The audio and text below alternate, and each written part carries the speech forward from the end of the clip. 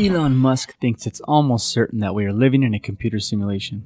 In short, we are characters in an advanced version of The Sims. So advanced that it creates, well, us. I understand the instinct to treat the idea as absurd and to ignore people who suggest these things. It's what happens when you challenge the common beliefs about reality. Kind of like Aristarchus of Samos, who first thought the Earth wasn't at the center of the universe, almost 2,000 years before Galileo.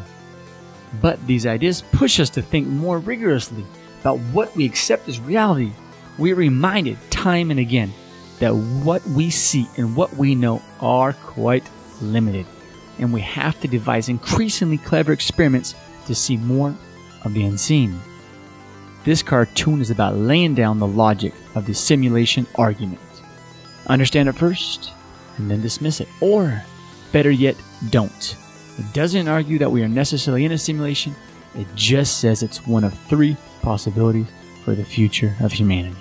Oxford University philosopher Nick Bostrom wrote the definitive paper on this. So, we're essentially just walking through his piece. But first, let's go back 40 years. In the early 1970s, the most advanced game was Pong. 2 rectangles in a circle bouncing around.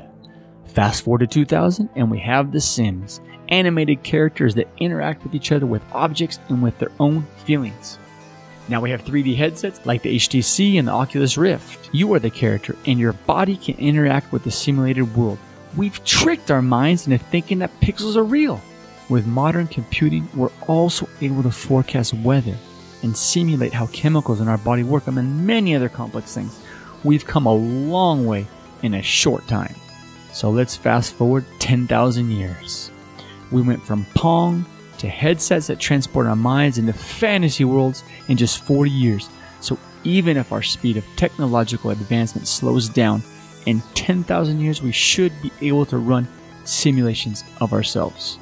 That is, if we are alive, of course. It's not just that the graphics will be better or the mechanics will be better. No!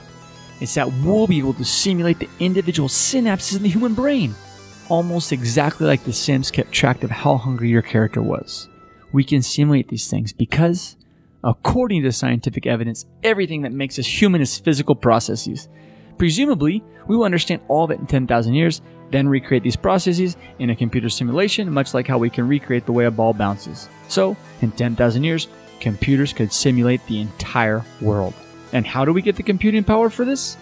Bostrom says we can send tiny robots to other planets, which will self-duplicate and turn the planet into a huge computer. So if we can build world simulators, we'll probably simulate our past self. If we can simulate human worlds, then presumably future humans will run simulations of their ancestors, which is us. And because simulating the entire mental history of humans would cost a tiny fraction of future humans' resources, they'll run it again and again and again and again, maybe millions or billions of times. But what if the people in the simulation create their own simulation? If we run billions of ancestor simulations, surely a lot of them would reach the stage when they can create their own simulations. But if we are creating billions of simulated, conscious humans inside a computer, and they have the same capabilities as us, then that means our consciousness is no different from that of our simulated humans. This means we could be characters in a simulation. In fact, if there are zillions of conscious humans and far fewer humans living in base reality, it's almost likely we're in a simulation right now as you watch this video. But another possibility, we kill each other before then. The other possibility is that humans go extinct before we reach that stage.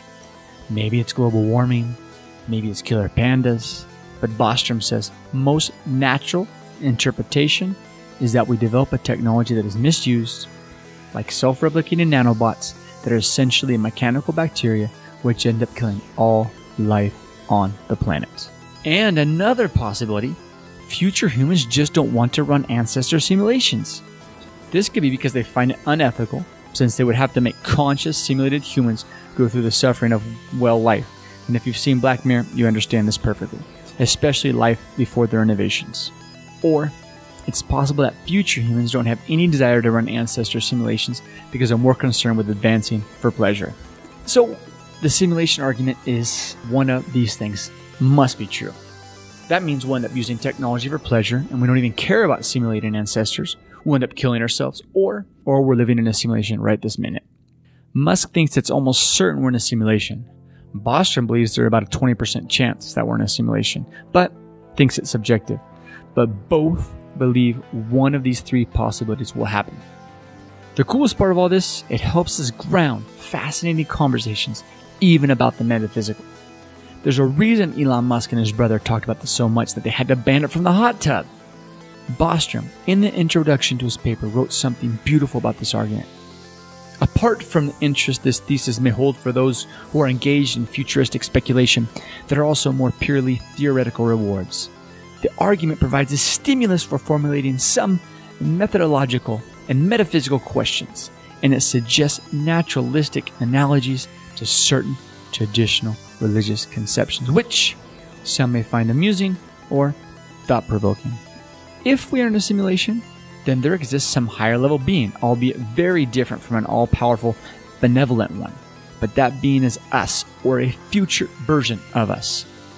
And that brings up the fascinating question of where base reality humans come from, the ones not in a simulation. Perhaps our overlords are still asking the same thing. Perhaps they're running these ancestor simulations, hoping one of us finds out first.